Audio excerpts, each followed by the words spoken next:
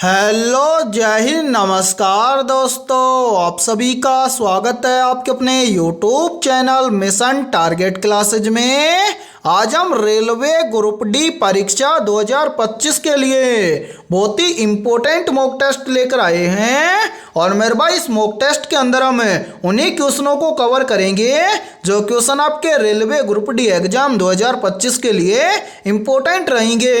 इसलिए इस mock test को आपको कंप्लीट देखना है और इस मॉक टेस्ट के अंदर आपको बताना है कि आपके टोटल कितने क्वेश्चन सही होते हैं। और यदि आप इस चैनल से पहली बार जुड़े हैं तो इस चैनल को कर लीजिए सब्सक्राइब और बेल आइकन को प्रेस करना, ताकि ऐसी शानदार क्लास का नोटिफिकेशन आपको सबसे पहले देखने को मिले। तो चलिए शुरू करते हैं आज के इस क्लास को बिना देरी के। पहला प्रश्न है आप सभी के सामने। नीचे दिए गए प्रश्न में प्रश्न चिन्ह के स्थान पर आने वाली संबंधित संख्या को ज्ञात करें। यानी कि पहला प्रश्न आप सभी के सामने नंबर एनालॉजी से संबंधित प्रश्न दिया गया है और आपसे पूछा गया है कि इस प्रश्न चिन्ह के स्थान पर कौन सी संख्या आएगी। तो मेरे भाई इस टाइप के प्रश्न को आप एग्जाम में देखते ही फटाफट से कैसे सोल्व करेंगे, तो वो देखिए जब भी इस टाइप का प्रश्न आपको एग्जाम में दिया जाए तो आपको क्या करना है। सबसे पहले तो आपको यहाँ पर पता करना है कि 42 से यहाँ पर 20 कैसे बना है। यानी कि जिस प्रकार से 42 से यहाँ पर 20 बना है, सेम उसी प्रकार से हम यहाँ पर बताएंगे कि 64 से इस प्रश्न चिन्ह के स्थान पर कौन सी संख्या आएगी। तो मेरे भाई यहाँ पर ध्यान से देखिए इस प्रश्न को किस लॉजिक के आधार पर सोल्व किया गया है। तो करेंगे क्या, सबसे पहले तो हमें यहाँ पर पता करना है कि 42 से यहाँ पर 20 कैसे बना है। तो यहाँ पर देखिए 42 से यहाँ पर 20 बनाने के लिए क्या किया गया है। सबसे पहले तो इस 42 को 2 से भाग किया गया है। यदि हम 42 को 2 से भाग कर देंगे तो यहाँ पर कितना आएगा, 21। अब 21 से 20 बनाने के लिए क्या किया गया है, इस 21 में से -1 करके यहाँ पर लिखा गया है 20। और मेरे भाई ध्यान से देखिए 20 यहाँ पर आप सभी के सामने दिया गया है। अब हम भी क्या काम करेंगे, यही सेम लॉजिक लगाएंगे इस 64 के अंदर और इस 64 से इस प्रश्न चिन्ह की वैल्यू ज्ञात करेंगे। तो करेंगे क्या, सबसे पहले तो मेरे भाई इस 64 को हम क्या कर देंगे, 2 से भाग कर देंगे। यदि हम 64 को 2 से भाग करेंगे तो यहाँ पर आ जाएगा कितना, 32। और इस 32 में से हम क्या कर देंगे, 1 को कम कर देंगे। तो 32 में से 1 को कम कर देंगे तो यहाँ पर बच जाएगा 31। यानी कि इस प्रश्न चिन्ह के स्थान पर संख्या भरी जाएगी 31। अब हमें देखना है कि संख्या 31 किसी ऑप्शन में है। तो आंसर है संख्या 31 हमें दी गई है ऑप्शन डी के अंदर है। तो पहले प्रश्न के अंदर ऑप्शन डी हो जाएगा सभी का करेक्ट आंसर है। तो उम्मीद करता हूं कि पहला प्रश्न आपको अच्छे से क्लियर हो गया होगा। और जब भी इस टाइप का प्रश्न आपको एग्जाम में दिया जाएगा तो फटाफट से सोल्व कर लेंगे, ठीक है। तो चलिए फिर अगला प्रश्न देखते हैं। दूसरा प्रश्न है आप सभी के सामने।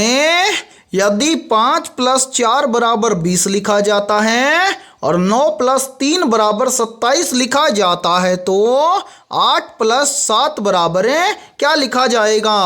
मेरे भाई बहुत ही इंपॉर्टेंट प्रश्न दिया गया है। तो इस टाइप के प्रश्न को आप एग्जाम में देखते हैं फटाफट से कैसे सोल्व करेंगे, तो वो देखिए जब भी इस टाइप का प्रश्न आपको एग्जाम में दिया जाए तो आपको क्या करना है, सबसे पहले तो आपको यहाँ पर पता करना है कि 5 + 4 = यहाँ पर 20 कैसे लिखा गया है। फिर इसी प्रकार से आपको यहाँ पर पता करना है कि 9 + 3 = यहाँ पर 27 कैसे लिखा गया है। फिर सेम इसी प्रकार से हम यहाँ पर बताएंगे कि 8 + 7 बराबर क्या लिखा जाएगा। तो मेरे भाई यहाँ पर ध्यान से देखिए, सबसे पहले हमें क्या करना है, सबसे पहले तो हमें यहाँ पर पता करना है कि 5 + 4 = 20 कैसे लिखा गया है। तो मेरे भाई यहाँ पर ध्यान से देखिए, यहाँ पर 5 और 4 इन दोनों को आपस में प्लस ना करके यहाँ पर क्या किया गया है, गुणा किया गया है। यदि हम 5 और 4 को आपस में गुणा कर देंगे तो यहाँ पर बन जाएगा 5 चौक 20 और 20 मेरे भाई आप सभी के सामने दिया गया है। अब इसी प्रकार से हम क्या करेंगे, यहाँ पर देखेंगे कि यहाँ पर देखिए 9 + 3 = 27 इसी प्रकार से लिखा गया है क्या। तो करेंगे क्या, यहाँ पर हम इन दोनों संख्याओं को प्लस ना करके आपस में क्या कर देंगे, गुणा कर देंगे। तो मेरे भाई यहाँ पर देखिए 9 और 3 को आपस में गुणा कर देंगे तो यहाँ पर बन जाएगा 9 तिये 27 और 27 आप सभी के सामने दिया गया है। तो यहाँ पर मैं उम्मीद करता हूँ कि आप आसानी से बता दोगे कि 8 + 7 बराबर है क्या लिखा जाएगा। तो आंसर हम यहाँ पर आसानी से बता देंगे कि 8 + 7 बराबर है क्या लिखा जाएगा। तो करेंगे क्या यहाँ पर, और 8 और 7 को क्या प्लस ना करके क्या करेंगे, इन दोनों संख्याओं को आपस में गुणा कर देंगे। तो मेरे भाई यहाँ पर देखिए 8 और 7 को आपस में गुणा कर देंगे तो यहाँ पर बन जाएगा 8 और 7 56, यानी कि 8 + 7 बराबर लिखा जाएगा 56। अब हमें देखना है कि 56 किसी ऑप्शन में है, तो आंसर है 56 हमें दिया गया है ऑप्शन बी के अंदर है। तो दूसरे प्रश्न के अंदर ऑप्शन बी हो जाएगा सभी का करेक्ट आंसर है। तो उम्मीद करता हूं कि दूसरा प्रश्न भी आपको अच्छे से क्लियर हो गया होगा, और जब भी इस टाइप का प्रश्न आपको एग्जाम में दिया जाएगा तो फटाफट से सोल्व कर लेंगे। ठीक है, तो चलिए फिर अगला प्रश्न देखते हैं। तीसरा प्रश्न है आप सभी के सामने, नीचे दिए गए विकल्पों में से संबंधित संख्या ज्ञात कीजिए। यानी कि हमसे यहाँ पर पूछा गया है कि जिस प्रकार से 24 का संबंध है 60 के साथ में, तो उसी प्रकार से 120 का संबंध किस संख्या के साथ में होगा। तो मेरे भाई यहाँ पर ध्यान से देखिए इस प्रश्न को किस लॉजिक के आधार पर सोल्व किया गया है। सबसे पहले हमें क्या करना है, यहाँ पर पता करना है कि 24 से यहाँ पर 60 कैसे बना है। तो मेरे भाई यहाँ पर 24 से 60 बनाने के लिए क्या किया गया है, सबसे पहले तो इस 24 को क्या किया गया है, 2 से भाग किया गया है। तो यहां पर देखिए 24 को यदि 2 से भाग कर देंगे तो यहां पर बनेगा कितना, 12। 12 से 60 बनाने के लिए क्या किया गया है, इस 12 का गुणा किया गया है 5 के साथ में। तो यहां पर बन जाएगा 12 पंजा के 60। और ध्यान से देखिए 60 यहां पर आप सभी के सामने दिया गया है। अब हम भी क्या काम करेंगे, यही सेम लॉजिक लगाएंगे इस 120 के अंदर है, और इस 120 से इस प्रश्न चिन्ह की वैल्यू ज्ञात करेंगे। तो करेंगे क्या, सबसे पहले तो इस 120 को क्या कर देंगे, 2 से भाग कर देंगे। तो मेरे भाई यहां पर देखिए 120 को 2 से भाग कर देंगे तो यहां पर कितना बनेगा, यहां पर बनेगा 60। अब हम क्या करेंगे, जिस प्रकार से इस 12 का 5 के साथ में गुणा करके 60 लिखा गया है, सेम उसी प्रकार से हम क्या करेंगे, इस 60 को भी 5 के साथ में गुणा कर देंगे। तो यहां पर बन जाएगा कितना, यहां पर बन जाएगा 60 पंजा के 300, यानी कि मेरे भाई यहां पर इस प्रश्न चिन्ह के स्थान पर संख्या भरी जाएगी 300। अब हमें देखना है कि संख्या 300 किसी ऑप्शन में है, तो आंसर है संख्या 300 में दी गई है ऑप्शन सी के अंदर है। तो तीसरे प्रश्न के अंदर ऑप्शन सी हो जाएगा सभी का करेक्ट आंसर है। तो उम्मीद करता हूं कि जब भी इस टाइप का प्रश्न आपको एग्जाम में दिया जाएगा तो आप देखते ही फटाफट से सोल्व कर दोगे। ठीक है, तो चलिए फिर अगला प्रश्न देखते हैं। और अगला प्रश्न देखने से पहले आप सभी के लिए बहुत ही इंपॉर्टेंट सूचना है, यदि आप पहली बार के अंदर रेलवे ग्रुप डी एग्जाम 2025 को क्रैक करना चाहते हैं तो हमने आपके रेलवे ग्रुप डी एग्जाम 2025 के लिए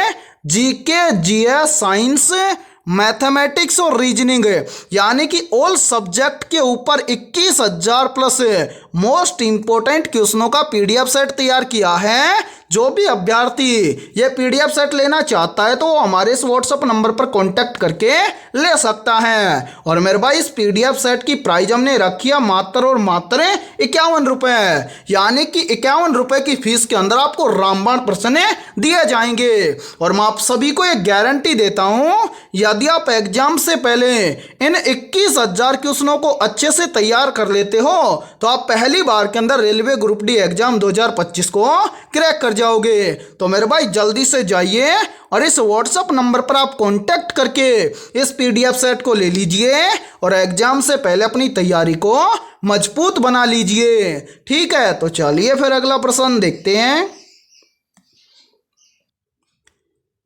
चौथा प्रश्न है आप सभी के सामने, निम्न में से नींबू में कौन सा अम्ल पाया जाता है। ऑप्शन ए टार्ट्रिक अम्ल, ऑप्शन बी है हाइड्रोक्लोरिक अम्ल, ऑप्शन सी है सिट्रिक अम्ल और ऑप्शन डी है एसिटिक अम्ल। तो यहाँ पर देखिए इन चारों में से करेक्ट आंसर हो जाएगा सभी का ऑप्शन है सी, यानी कि नींबू में सिट्रिक अम्ल पाया जाता है। तो चौथे प्रश्न के अंदर करेक्ट आंसर हो जाएगा सभी का ऑप्शन है सी। तो चलिए फिर अगला प्रश्न देखते हैं। पांचवा प्रश्न है आप सभी के सामने।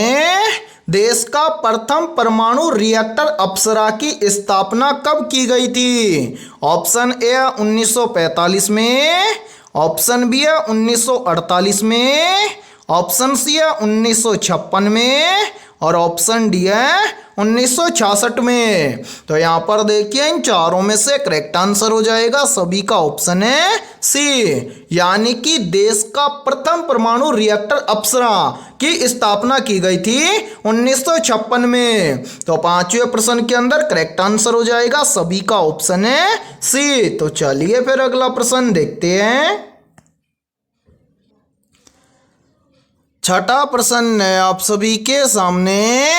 भारत में सबसे अधिक शहद उत्पादन करने वाला राज्य कौन सा है? ऑप्शन ए पंजाब राज्य है, ऑप्शन बी है उत्तर प्रदेश राज्य है, ऑप्शन सी है हिमाचल प्रदेश राज्य है और ऑप्शन डी है राजस्थान राज्य है। तो जल्दी से बताइए इन चारों में से करेक्ट आंसर है क्या होगा? आपसे पूछा गया है कि भारत में सबसे अधिक शहद उत्पादन करने वाला राज्य कौन सा है? तो यहाँ पर देखिए इन चारों में से करेक्ट आंसर हो जाएगा सभी का ऑप्शन है बी। यानी कि भारत में सबसे अधिक शहद उत्पादन करने वाला राज्य है उत्तर प्रदेश।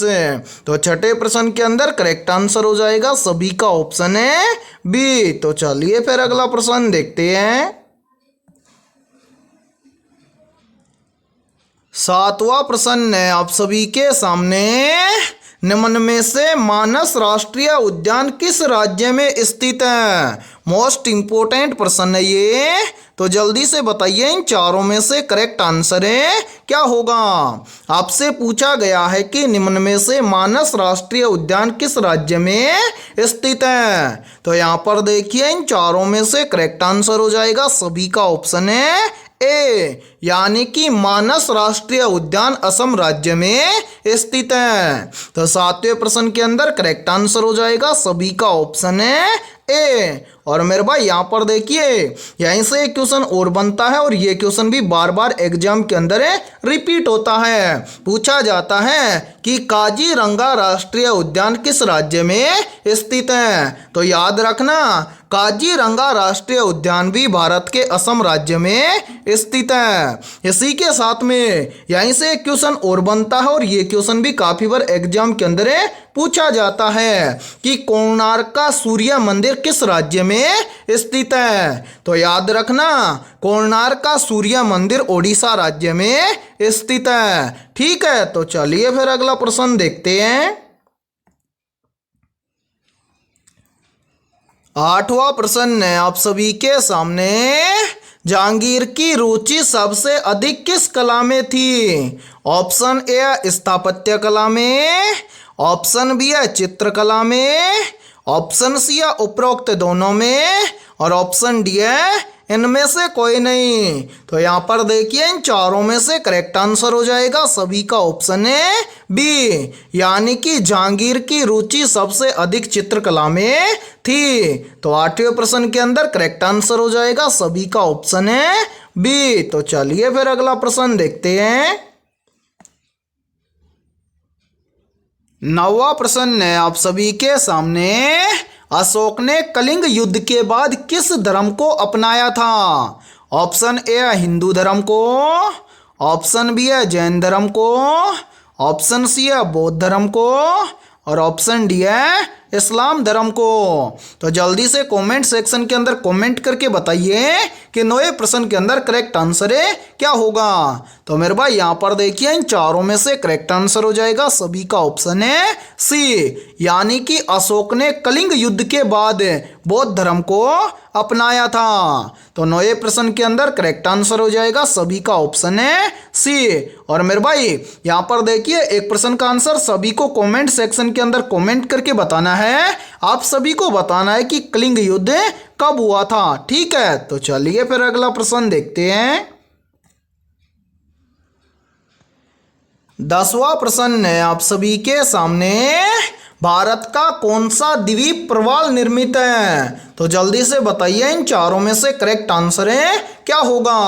मेरे भाई बहुत ही इंपॉर्टेंट प्रश्न है ये, आपसे पूछा गया है कि भारत का कौन सा द्वीप प्रवाल निर्मित है। तो यहाँ पर देखिए इन चारों में से करेक्ट आंसर हो जाएगा सभी का ऑप्शन है ए, यानी कि भारत का लक्षद्वीप ये प्रवाल निर्मित है। तो 10वें प्रश्न के अंदर करेक्ट आंसर हो जाएगा सभी का ऑप्शन है ए। और यहाँ पर देखिए यदि ये क्लास आपको पसंद आ रही है तो जल्दी से एक बार इस क्लास को लाइक कर दीजिए, और यदि आप इस चैनल से पहली बार जुड़े हैं तो इस चैनल को कर लीजिए सब्सक्राइब और बेल आइकन को प्रेस करना, ताकि ऐसी शानदार क्लास का नोटिफिकेशन आपको सबसे पहले देखने को मिले।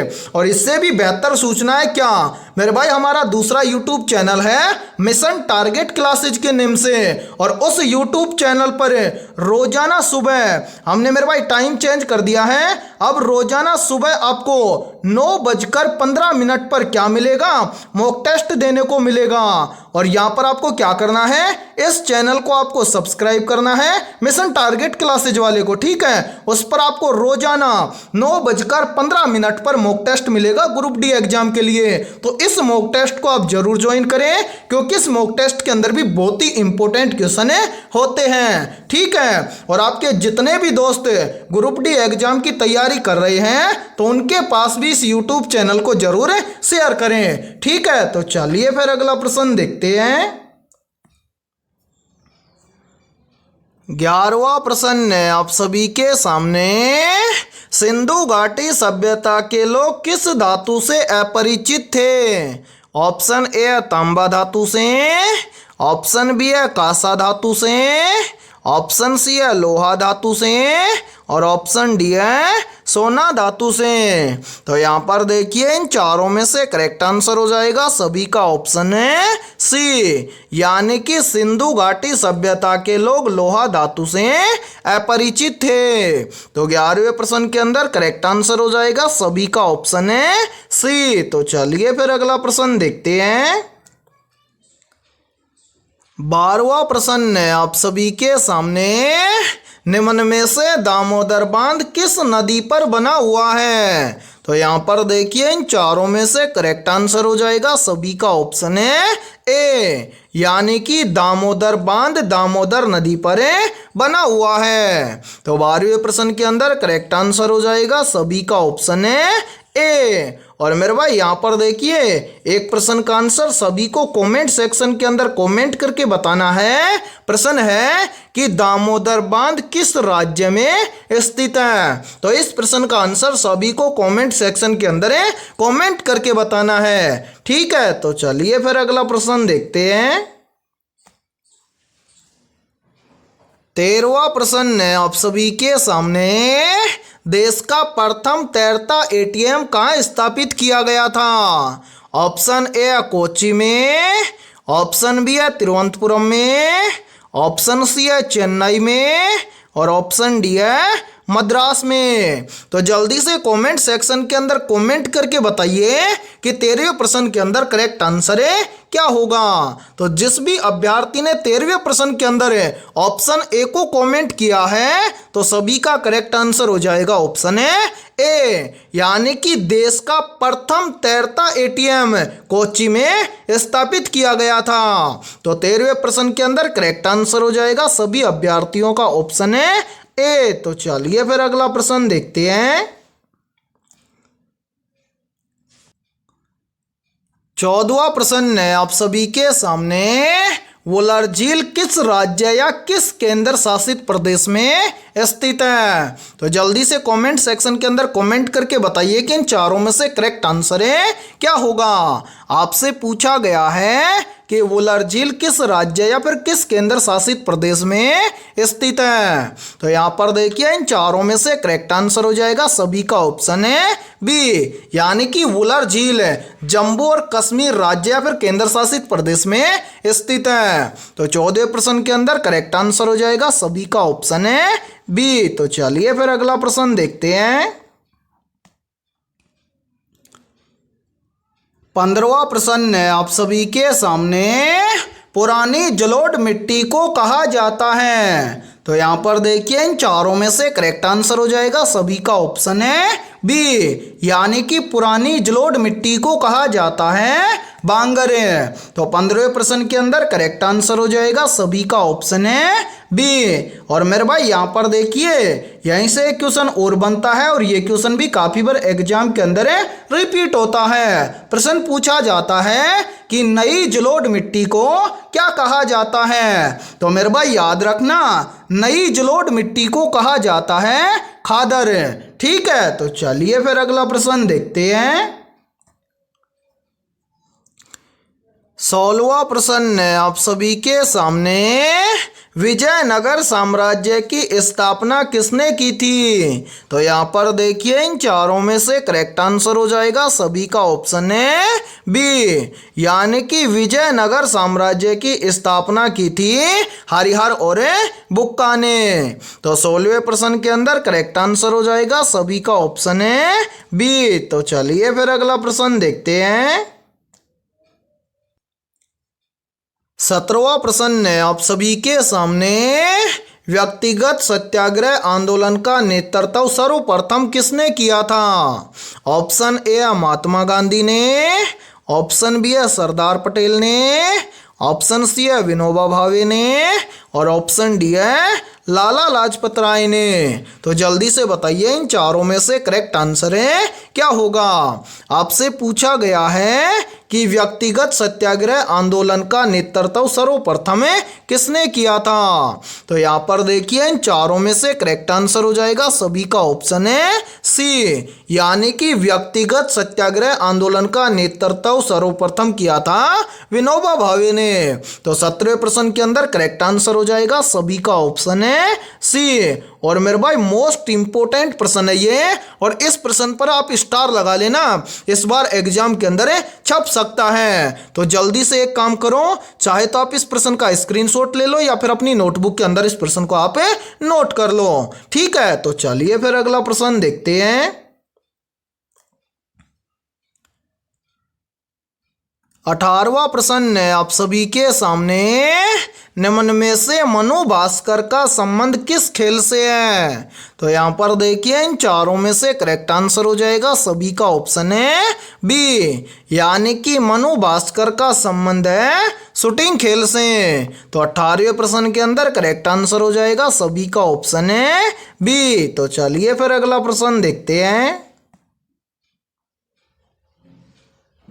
19वां प्रश्न है आप सभी के सामने, निम्नलिखित में से पीवी सिंधु किस खेल से जुड़ी हुई है। तो यहाँ पर देखिए इन चारों में से करेक्ट आंसर हो जाएगा सभी का ऑप्शन है बी, यानी कि पीवी सिंधु बैडमिंटन खेल से जुड़ी हुई है। तो 19वें प्रश्न के अंदर करेक्ट आंसर हो जाएगा सभी का ऑप्शन है बी। और मेरे भाई यहाँ पर देखिए आप सभी के लिए बहुत ही इंपॉर्टेंट सूचना है, यदि आप पहली बार के अंदर रेलवे ग्रुप डी एग्जाम 2025 को क्रैक करना चाहते हैं, तो हमने आपके रेलवे ग्रुप डी एग्जाम 2025 के लिए 21,000 प्लस मोस्ट इंपोर्टेंट क्वेश्चनों का पीडीएफ सेट तैयार किया है। और जो भी अभ्यर्थी ये पीडीएफ सेट लेना चाहता है वो हमारे व्हाट्सएप नंबर पर कांटेक्ट करके ले सकता है। व्हाट्सएप नंबर है 7374826893। ये हमारा व्हाट्सएप नंबर है। इस व्हाट्सएप नंबर पर आप कांटेक्ट करके इस पीडीएफ सेट को ले सकते हैं। और मेरे भाई इस पीडीएफ सेट की प्राइस हमने रखी है मात्र और मात्र 51 रुपये, यानी कि 51 रुपये की फीस के अंदर आपको 21,000 प्लस मोस्ट इंपोर्टेंट क्वेश्चनों का पीडीएफ सेट दिया जाएगा और सभी क्वेश्चन सॉल्यूशन के साथ में आपको मिलने वाले हैं। तो मेरे भाई बिना देरी के इस व्हाट्सएप नंबर से आप कांटेक्ट करके इस पीडीएफ सेट को ले लीजिए और एग्जाम से पहले अपनी तैयारी को मजबूत बना लीजिए। ठीक है, तो चलिए फिर अगला प्रश्न देखते हैं। 20वां प्रश्न है आप सभी के सामने, निम्न में से गुलाम वंश का संस्थापक कौन था। Option A Bakhtiyar Khilji, option B है कुतुबुद्दीन ऐबक, ऑप्शन सी है इल्तुतमिश और ऑप्शन डी है रजिया सुल्तान। तो यहाँ पर देखिए इन चारों में से करेक्ट आंसर हो जाएगा सभी का ऑप्शन है बी, यानी कि गुलाम वंश का संस्थापक था कुतुबुद्दीन ऐबक। तो 20वें प्रश्न के अंदर करेक्ट आंसर हो जाएगा सभी का ऑप्शन है बी। तो मेरे भाई आज की इस क्लास के अंदर इतना ही। यदि ये क्लास आपको पसंद आई है तो जल्दी से एक बार इस क्लास को लाइक कर दीजिए, और यदि आप इस चैनल से पहली बार जुड़े हैं तो इस चैनल को कर लीजिए सब्सक्राइब और बेल आइकन को प्रेस करना, ताकि ऐसी ही शानदार क्लास का नोटिफिकेशन आपको सबसे पहले देखने को मिले। और मेरे भाई इस चैनल पर क्लासों का शेड्यूल मैं आपको बता देता हूं। देखिए इस चैनल पर रोजाना सुबह 7 बजे आपको पहली क्लास देखने को मिलेगी, उसके बाद में आपको दूसरी क्लास देखने को मिलेगी हमारे mission target classes YouTube channel के ऊपर है। वो क्लास आपको देखने को मिलेगी 9:15 पर, ठीक है। इसी के साथ में और हमारे इस यूट्यूब चैनल पर आपको तीसरी क्लास देखने को मिलेगी मॉर्निंग के अंदर 11 बजे, ठीक है। इस तरह से 3-4 क्लासेज होती हैं और इन सभी का शेड्यूल ये है। और मेरे भाई मिशन टारगेट क्लासेज को आप जरूर सब्सक्राइब करना, क्योंकि उस चैनल पर 9:15 पर होता है मॉक टेस्ट, और वो मॉक टेस्ट आपको बताता है कि आपकी तैयारी कैसी है, ठीक है। और आज की इस क्लास के अंदर हमने 20 बहुत ही इंपॉर्टेंट क्वेश्चन करवाए हैं। इन 20 में से आपके कितने क्वेश्चन सही हुए हैं सभी को कमेंट सेक्शन के अंदर कमेंट करके बताना है। और जिन भी अभ्यर्थियों के इन 20 में से लगभग 17+ क्वेश्चन भी सही हुए हैं तो समझना उनकी तैयारी बेहतर है। तो फिर मिलते हैं ऐसे ही बेहतरीन क्वेश्चनों के साथ सुबह 11 बजे।